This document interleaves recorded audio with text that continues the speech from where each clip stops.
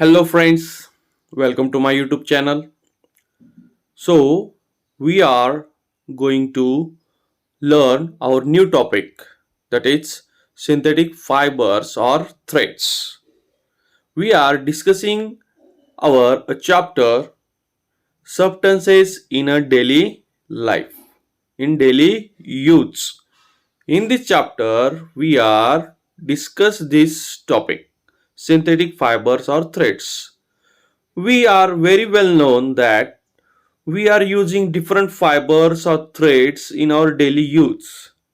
We are making clothes or some other articles from the fibers that are very useful in our daily essentials. Hmm? So, students, let's see it. Can you tell from which substances in nature can we get threads or fibers? म्हणजेच नेचरमध्ये असे कोणते पदार्थ आहेत की ज्यामधून आपल्याला काय मिळत आहे, फायबर्स आणि थ्रेड्स मिळत आहेत? सांगा पाहू. कॉटन, ऊल हे असे सबस्टन्स आहेत की जे आपण काय करतोय, प्लांट्स किंवा ॲनिमल्स पासून मिळवत आहोत. प्लांट्स पासून आपण कॉटन, ज्यूट यांसारखे काय मिळतोय, substances मिळवतोय.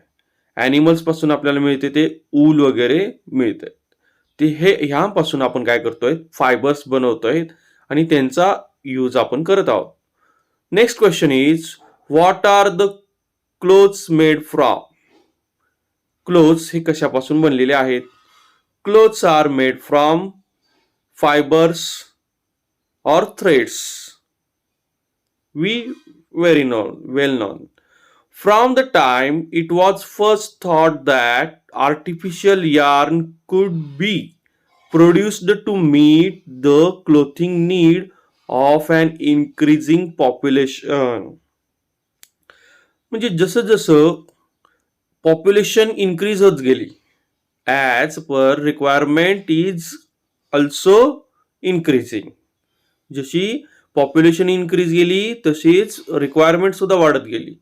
that for food, for shelter and for clothes also. निवारा व अन्नाची गरज जशी वाढली तशी पॉप्युलेशनच्या नुसार क्लोथिंगची सुद्धा गरज वाढली. So much research and progress has taken place in this field. म्हणजे भरपूर यावरती रिसर्च म्हणजे संशोधन, म्हणजेच काय करणे, नवीन नवीन प्रजातींचा, नवीन नवीन एखाद्या वस्तूचा काय करणे, शोध घेणे, अभ्यास करणे. Innumerable kinds of synthetic or artificial threads are now available. आज मार्केटमध्ये कितीतरी प्रकारचे थ्रेड्स, जे काही आर्टिफिशियल म्हणजे कृत्रिम, जे लॅबोरेटरीमध्ये विविध केमिकल्स एकत्र करून किंवा विविध नॅचरल फायबर्स एकत्र आणून त्यांच्यापासून एखादा नवीन काय केला जातोय, ऑब्जेक्ट बनवला जातोय, त्याला काय म्हणतात, आर्टिफिशियल. कोणती नाव आहेत? Nylon, dacron, terylene, terene, polyester, rayon are the names of various synthetic threads. आज मार्केटमध्ये आपण nylon, dacron, terylene, terene, polyester, rayon यांसारखी विविध सिंथेटिक थ्रेड्स पाहत आहोत. आणि यापासून मानवाला पाहिजे असणारे ऑब्जेक्ट्स, डिफरंट ऑब्जेक्ट्स आपण बनवत आहोत. डू यू नो, तुम्हाला माहित आहे का? Silk is natural thread or fibre obtain from the cocoons of silkworm. म्हणजे रेशीमचा जो किडा असतो, तो किडा काय करतो, एक ककून फॉर्म करतो. काय फॉर्म करतो? ककून. म्हणजे रेशीमचा किडा काय करतो, जसं की आपण स्पायडरचा आपण जाळी बघतो, स्पायडर वेब बघतो आपण. स्पायडर वेब नुसार सिल्क सुद्धा काय करतो, स्वतःभोवती असे थ्रेड्स तयार करतो. कशाचे? सिल्कचे. असा हा पूर्ण ककून तयार होतो. From one cocoon 500 meter to 1300 meter of threads can be obtain.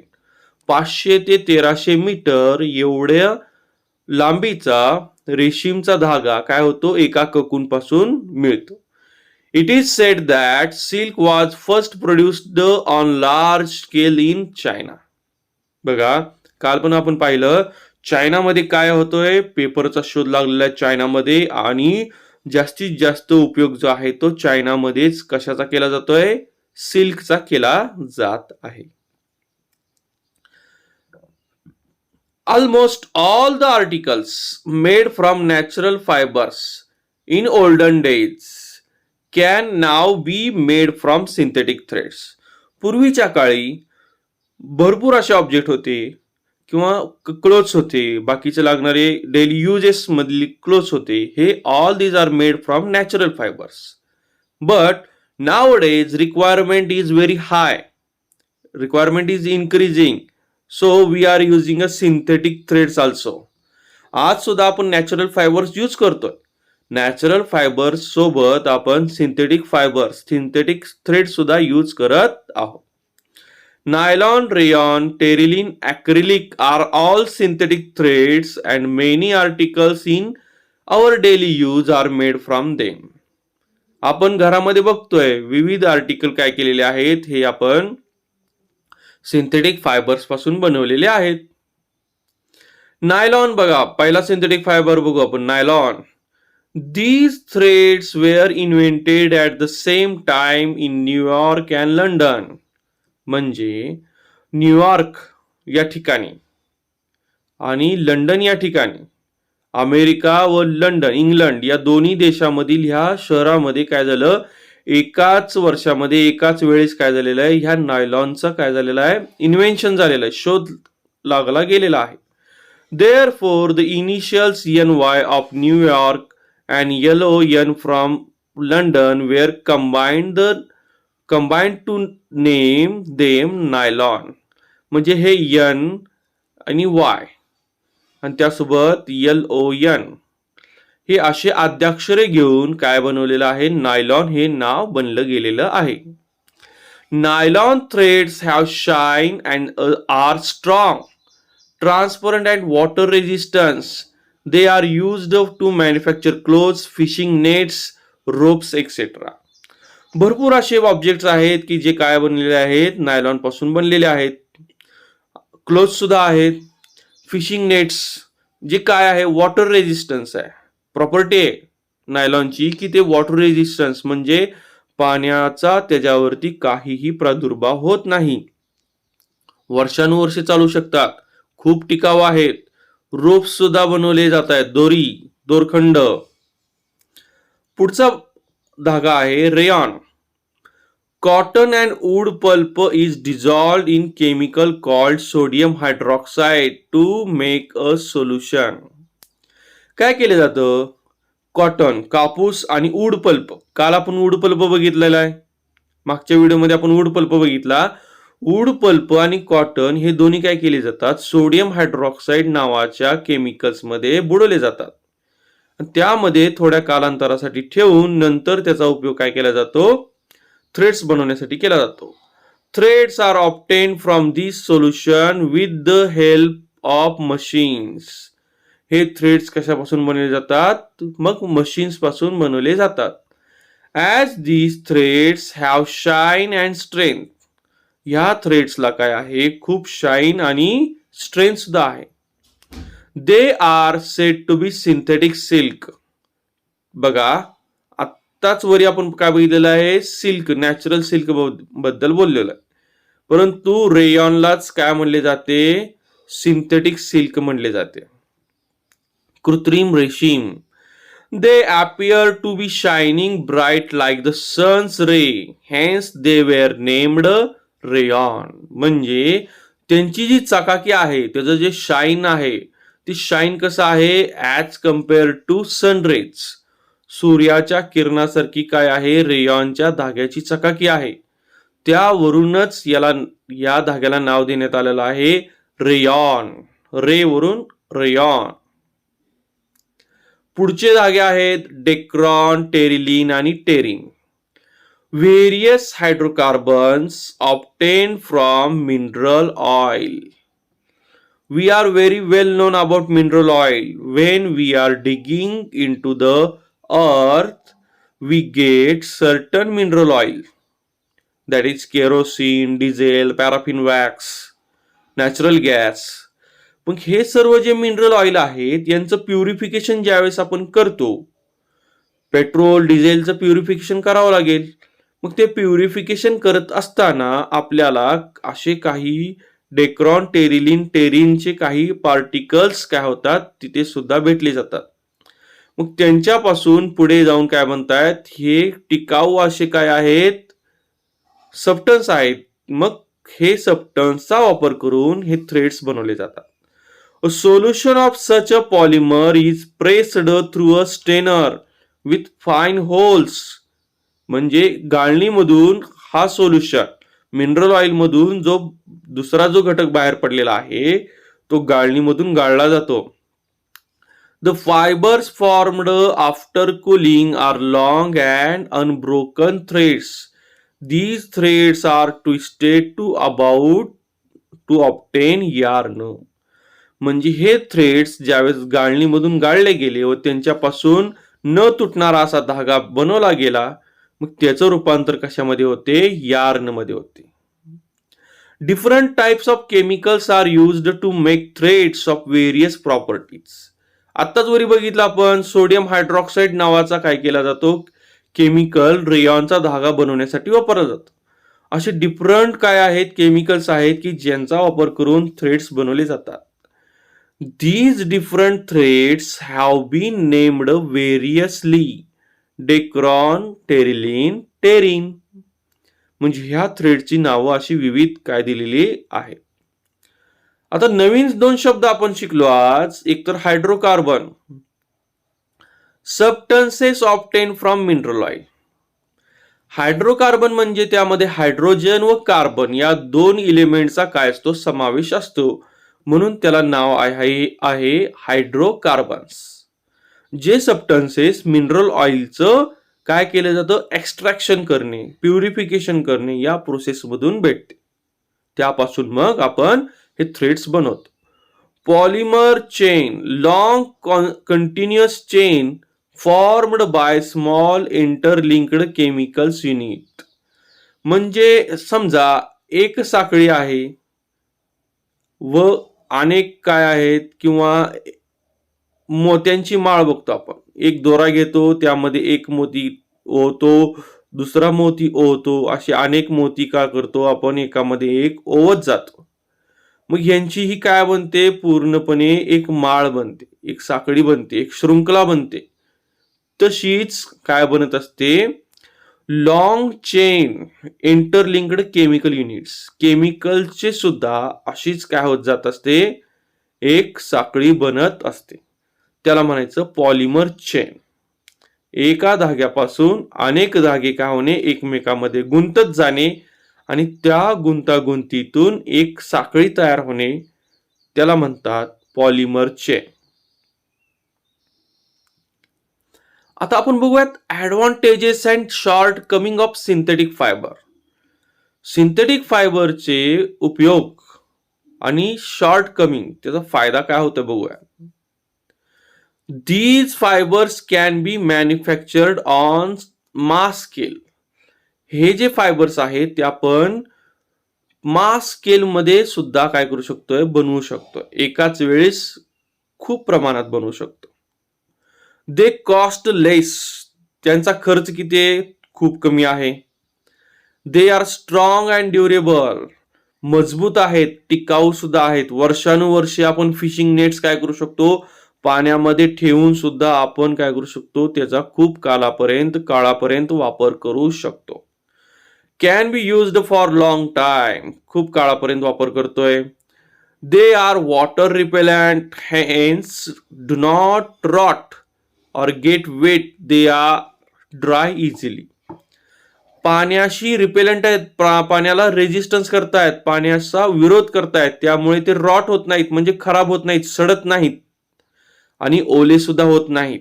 त्यामुळे लवकर काय होऊ शकतायत, ड्राय इझिली होऊ शकतायत. बघा आजकाल बाजारामध्ये काही असे सुद्धा क्लोथ्स आलेले आहेत की ज्या क्लोथ्सवरती पाणी सुद्धा सांडलं तरी ते वेट होत नाही. म्हणजे they are synthetic fibres, they are not natural fibres. Cotton बघा, कॉटन हे कसं आहे, नॅचरल फायबर आहे. त्याच्यावरती पाणी सांडेल तर ते काय होईल, ओलावा धरेल. परंतु काही असे सुद्धा ब्रँड्स आलेले आहेत की जे काय होत आहेत, ओलावा धरत नाही. They are light weight and comfortable to wear. घालण्यासाठी अगदी कम्फर्टेबल, म्हणजे वापरले तरी काही त्रास होत नाही. लाईट वेट आहेत, हलक्या आहेत वजनाला. As they have shine they enhance the appearance of wearer. बघा, कॉटनचा शर्ट घातला आणि एखादा आपण काय केला, पॉलिस्टर, नायलॉन, रेयॉनचे बनवलेले कपडे घातले तर काय होतं, त्याच्यामध्ये एक चकाकी येते आणि तुमच्या पर्सनॅलिटीमध्ये सुद्धा काय होते, एक प्रकारचा काय होतो, आकर्षकपणा दिसून येतो. Clothes made from these threads are wrinkle free and scratch free. आज आपण मार्केटमध्ये बघतोय मोस्ट ऑफ क्लोथ्स आर कसे आहेत, रिंकल फ्री आहेत, स्क्रॅच फ्री आहेत. म्हणजे वारंवार त्या क्लोथ्सला आपल्याला आयर्न करायची गरज येत नाही, प्रेस करायची गरज येत नाही, कारण की ते रिंकल फ्री आहेत.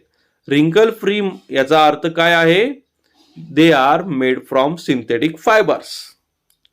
शॉर्ट कमिंग बघू. They are water repellent, hence do not absorb sweat from the skin. म्हणजे त्याचं हे शॉर्ट कमिंग काय आहे, त्याचा एक थोडक्यात इकडे आपण ऍडव्हान्टेज बघितलं, फायदा आहे, ते थोडक्यात नुकसान बघूयात. हे वॉटर रिपेलेंट असल्यामुळे आपल्या शरीरामध्ये जो काही घाम येणार आहे, मानवाच्या शरीरामध्ये कपडे वापरल्यानंतर जो काही घाम येतो, तो घाम हे शोषून घेऊ शकत नाहीत. त्यामुळे आपल्याला स्किन डिसीजेस, स्किनचे प्रॉब्लेम सुद्धा होऊ शकतात. Continuous use clothes made from these threads keep the skin moist which may cause skin diseases. Continue skin काय, ओलावा धरत असल्यामुळे, स्किनला ओलावा लागत असल्यामुळे स्किनचे विविध डिसीजेस होण्याची काय आहे, तिथे पॉसिबिलिटी आहे. त्यामुळे नेहमी लक्षात ठेवा, natural fibres are good fibres to make a clothes. Synthetic clothes are uncomfortable to wear, especially in summer. We experienced that when we are using synthetic fibers clothes in summer, we are getting very sweating, we are get very uncomfortable to ourselves. आपण काय करतो, synthetic फायबरचे कपडे वापरले तर आपल्याला घाम खूप येणे, खूप ओलावा धरणे, शरीरावरती काय होणे, खाज सुटणे, इरिटेशन जाणवणे, हे सर्व कशामुळे होते, आर्टिफिशियल फायबर्समुळे होते. Synthetic fabric catches fire easily.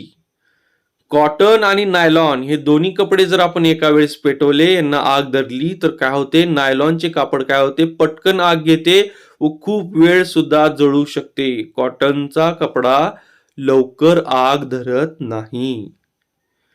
If they catch fire, the cloth sticks to skin and causes serious injury. बघा, जर कपडा पेटला आणि कपडा अंगावरती पेटला असेल तर त्यामुळे तुम्हाला खोल अशी जखम, भरपूर असे काय होऊ शकतील, जखमा होऊन मोठी अशी इंजुरी तुम्हाला होऊ शकेल. These fibers are not decomposed by microorganisms. हे जर फायबर्स तुम्ही जमिनीमध्ये गाडले तर त्याचं डिकम्पोजिशन, म्हणजे त्याची जी कुजण्याची प्रक्रिया आहे, ती कुजण्याची प्रक्रिया इथे होणार नाही. ते कपडे लवकर कुजणार नाहीत. त्यामुळे काय होईल, सॉइलचं सुद्धा काय होईल, अनफर्टिलिटी वाढेल, सॉइलचा नापीकपणा वाढेल. ऑलवेज रिमेंबर, नेहमी लक्षात ठेवा, save tree save nature, save paper save trees. म्हणजे नेहमी काय करायचं, कुठलाही ऑब्जेक्ट वापरत असताना आपण पर्यावरणाचा नाश करणार नाही, पर्यावरणामधील वस्तूंचा अतिवापर करणार नाही. या गोष्टीचे आपण काय करायचे, लक्षात ठेवायचे आहे. Use paper properly and economically. म्हणजेच पेपर सुद्धा आपण जेवढी गरज आहे तेवढेच वापरले पाहिजे आणि काळजीपूर्वक वापरले पाहिजे. Make full use of it and recycle the used paper. ही एक गोष्ट लक्षात घ्यायची, पाहिजे तेवढा आपण काय केला पाहिजे, कागदाचा वापर केला पाहिजे, परंतु त्या कागदांचं रिसायकलिंग सुद्धा केलं पाहिजे. पेपर घरामध्ये जास्तीत जास्त जाळणे किंवा ते काय करणे, टाकून देणे, असा दुरुपयोग आपण त्याचा करायचा नाही. Although there are some disadvantages in using synthetic fibers, they can be useful if they are used in proper way. Synthetic फायबरचे भरपूर डिसएडव्हान्टेज आपण पाहिले, परंतु ते कुठे वापरायचे, कुठे वापरले पाहिजेत हे सुद्धा आपण नेहमी लक्षात ठेवले पाहिजे. They reduce the load on the use of natural resources. Synthetic फायबरचा आपण उपयोग करतोय, त्यामुळे तर नॅचरल फायबर्सवरचा जो लोड आहे, कॉटन, ऊल म्हणजे प्राण्यांची जी काय होते, कत्तल होत आहे, कशासाठी, for the leather, for getting fibres from them. ह्याचा काय होत आहे, याचा जो वापर आहे ह्याचा वापर कमी होत आहे आणि त्यामुळे सिंथेटिक फायबरचा वापर करणे सुद्धा काय आहे, एक प्रकारचं योग्यच आहे. फक्त आपल्या लक्षात आलं पाहिजे की आपण त्याचा वापर कुठे, कसा आणि कधी केला पाहिजे. ठीक आहे मित्रांनो, जर तुम्हाला माझा हा व्हिडिओ आवडत असेल तर आपण काय करा, माझ्या चॅनलला सबस्क्राईब करा, लाईक करा, शेअर करा आणि सबस्क्राईब करा. थँक्यू.